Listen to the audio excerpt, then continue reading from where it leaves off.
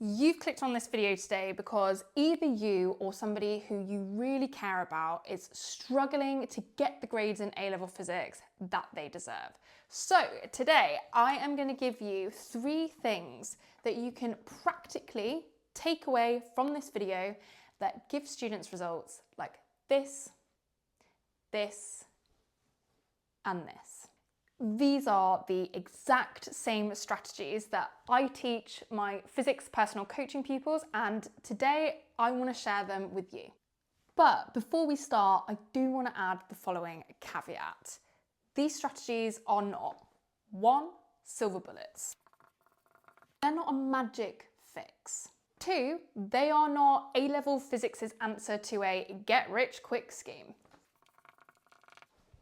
They're not shortcuts. These strategies all require work and commitment, but that is exactly why these strategies get something that these other strategies don't: results. So if you're ready to take control of your physics A-level, then let's get into it.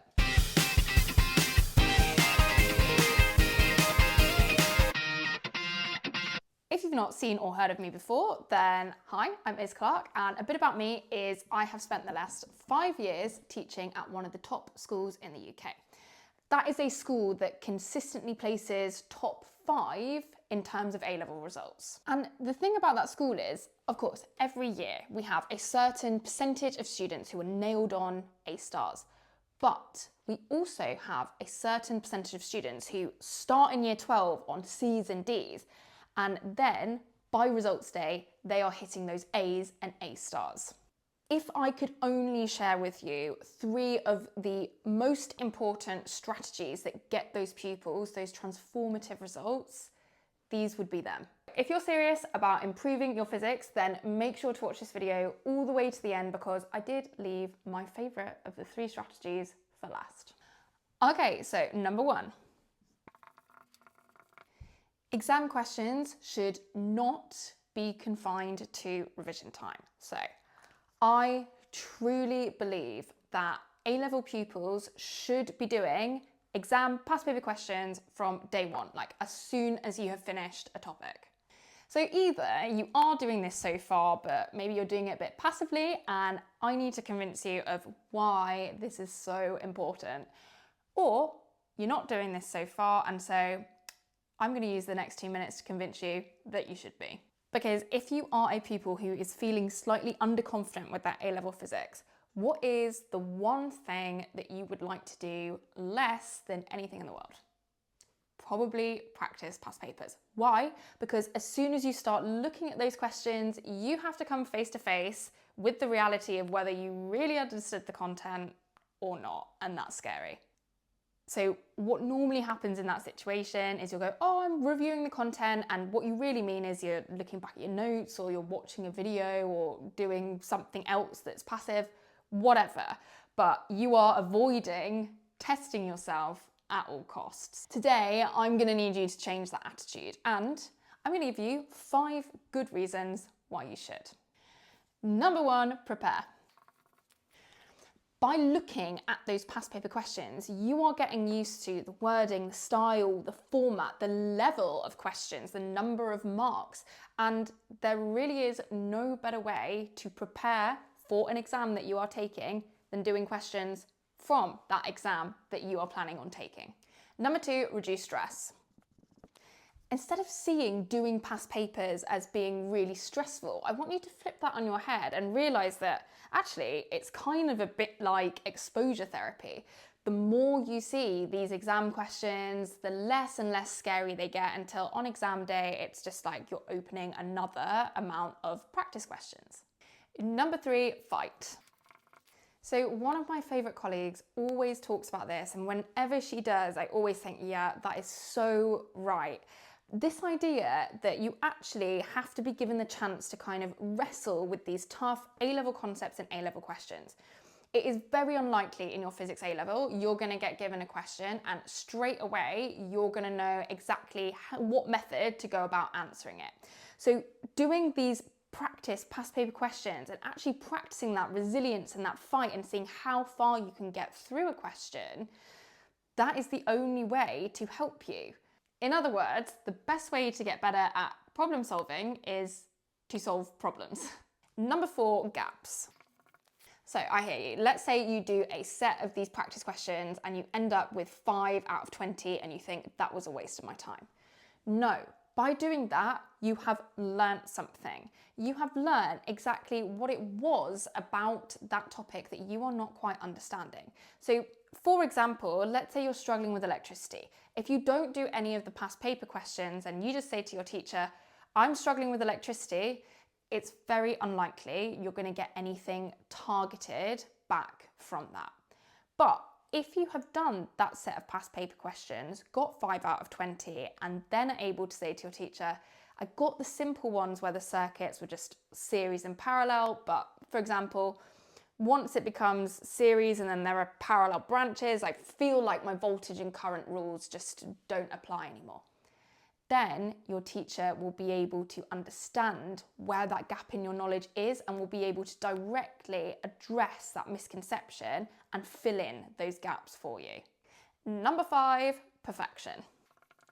So practice really does make perfect. The more you practice these exam questions, the better you will get at them. But I mean, don't just take my word for it. So the other year, I had a pupil come to me in year 13. And she had been stuck, all of year 12, she had been stuck on a C. And so I asked her, how many past paper questions have you been doing? And she said that she had not done a single one off her own back. Like she'd done them in tests or she'd done them when teachers had set them as homework, but her herself, she had not sat down and done a single past paper question. So what we did together is I would give her past paper questions from the start and I would let her sit there and fight with it and kind of nudge her in the right direction. And to be honest, at the start, she was really bad at doing them, as she would be if you weren't practicing that skill. But as time went on and we did more and more of them together, she was getting better.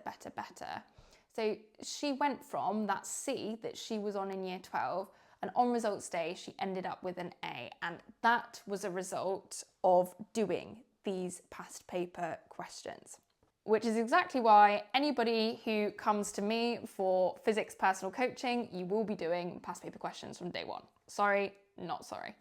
Okay, on to strategy number 2. And this is the most unhinged of the 3 strategies.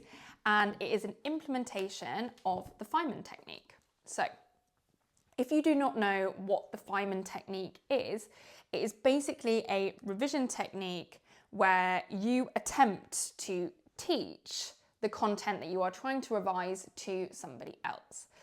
And if you've ever asked a teacher, you would realize that the best way, without a doubt, to find out whether you really understand something or not is attempting to teach it to somebody else. It refines that understanding. It helps you to pick out individual gaps in your own knowledge. I cannot stress enough how powerful of a technique this can be. So how this works. So for example, if a personal coaching student comes to me one-to-one and we are doing circular motion, I would do something like this. So I would say, let's say we have a motorbike who's going round in this circle. Here, they're moving at a constant speed. Can you please teach me what would happen to their reaction force as they move around the circle and why? And then they tell me, and from there I kind of push and answer and question.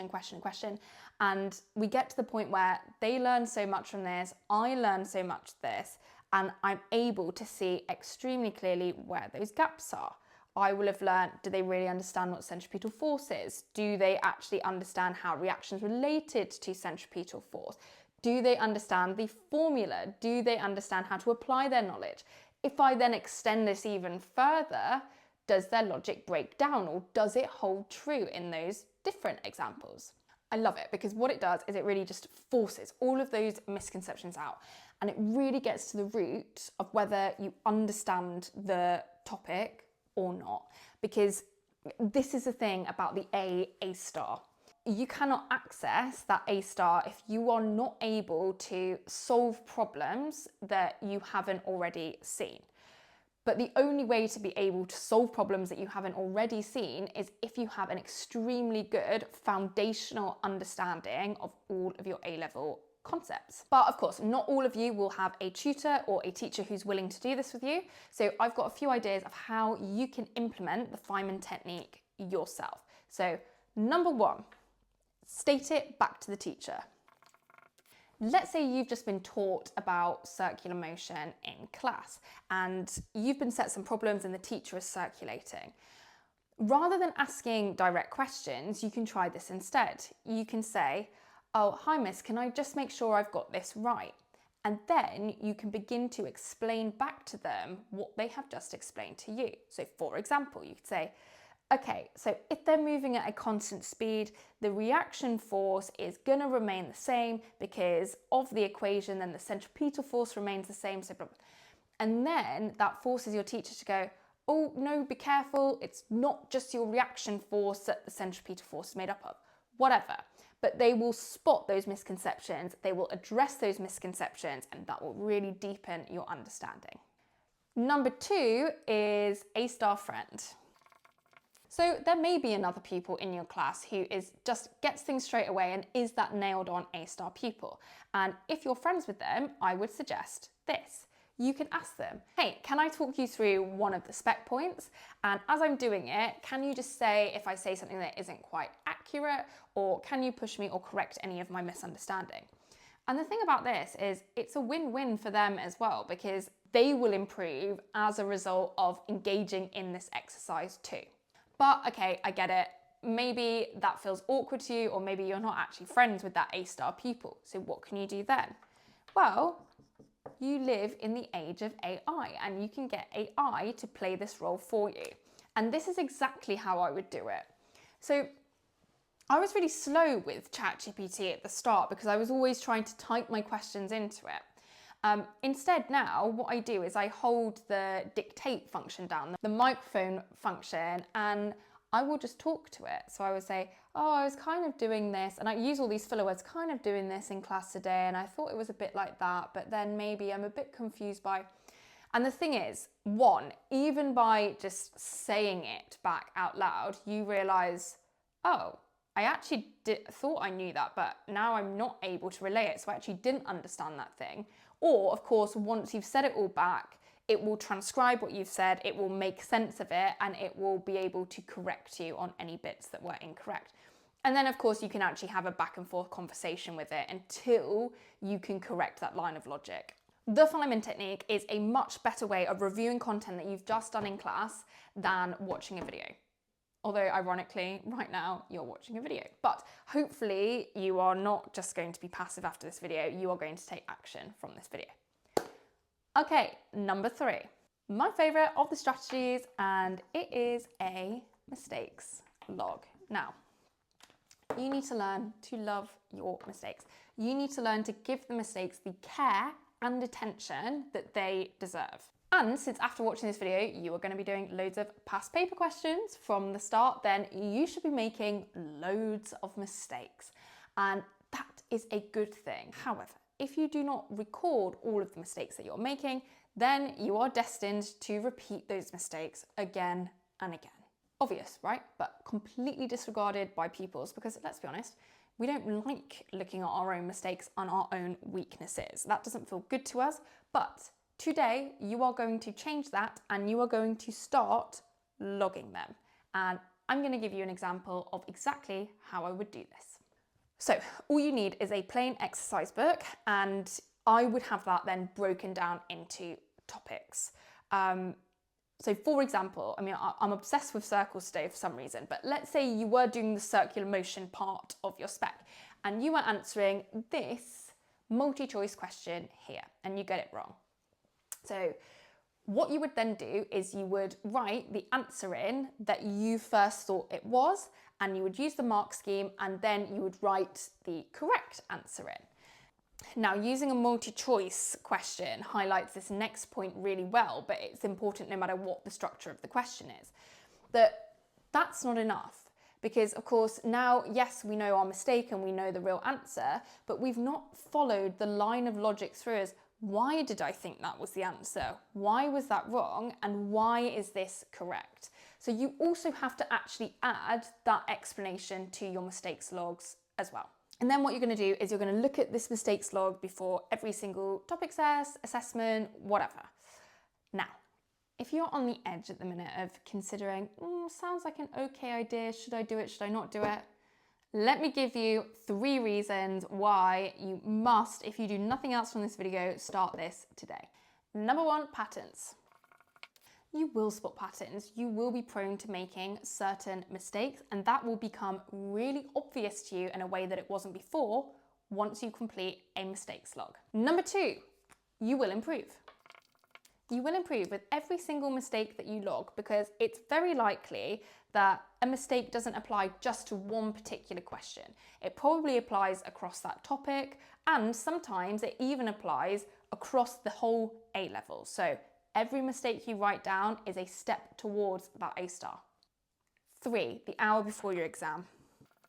If you do this, you can avoid that dreadful hour before the exam when I see pupils kind of frantically flicking through a CPG guide thinking, oh, directionless, I don't really know what to look at, but maybe I'll read a sentence and that will be a whole 6 marker in my paper and whatever. No, you can replace that if you're not happy to just walk into the exam confident and chill an hour before, you can replace that with this. Because this is tailored to you. These are the mistakes that you were prone to making that you do not want to make when you walk back into that exam hall. So it is the perfect night before, hour before revision resource. All of my personal coaching clients use this framework of a mistakes log, and it is exactly what one of them attributes this particular grade transformation to. So if it can work for him, it can definitely work for you too. So those are my 3 tips. Do I have any more tips for A-level pupils? Absolutely, of course I do. And I will be making a part 2, 3, 4, 5, however many tips I have to share with you. But if you would like my personal help implementing these tips and more, then you can absolutely join me as one of my A-level physics personal coaching students. You can find out more information on my website.